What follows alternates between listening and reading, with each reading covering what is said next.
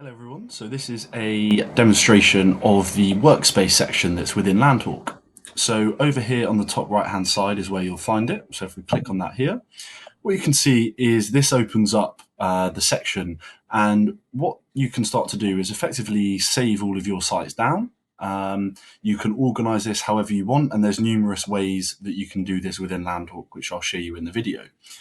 So from here, you can start to add in numerous lists. So for example, you might have a phone call, create and add a new one. You could say letter sent, or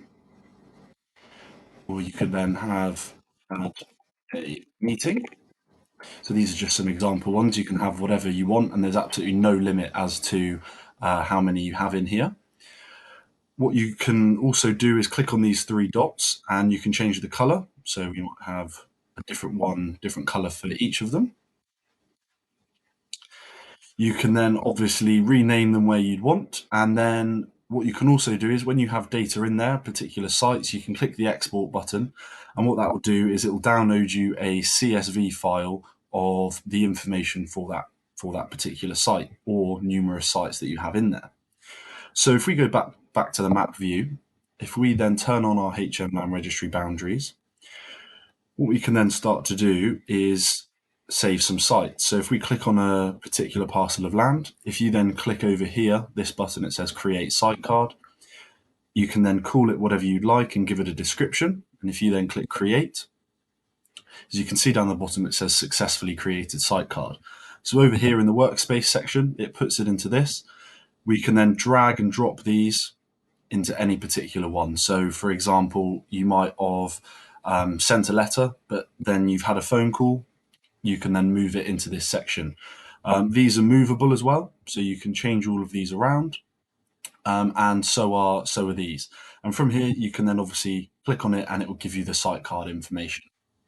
So if we start to go through some of these and then just carry on saving some of these sites down, what I'll then do is show you the other ways that LandHawk enables you to use this workspace section.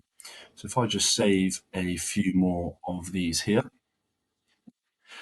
and if we then go back to the workspace, what we can see, each of the sites that I have just saved appear over here on this left-hand side.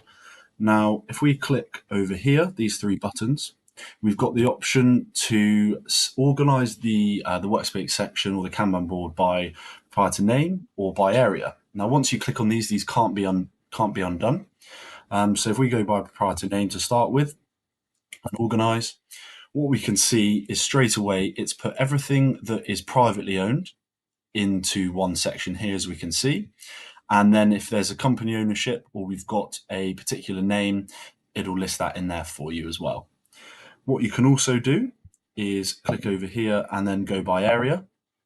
If we click organize, what it will do is, dependent on the size, it will then organize these parcels of land. So the bigger parcels of land from the ones I've just saved, like this one here is 24.7 hectares, will be given its own individual list, and the same with these. These ones over here are the smaller ones, which we can then click on, and it will then group these together from here. The reason that these two have been grouped together is because they're under the same title number. So no matter how big or how small the list is, you can use these ways within the Kanban board and the workspace section to organize all of your sites. If you've got any questions or any queries, please do contact a member of the team and we'll be happy to help. Thank you.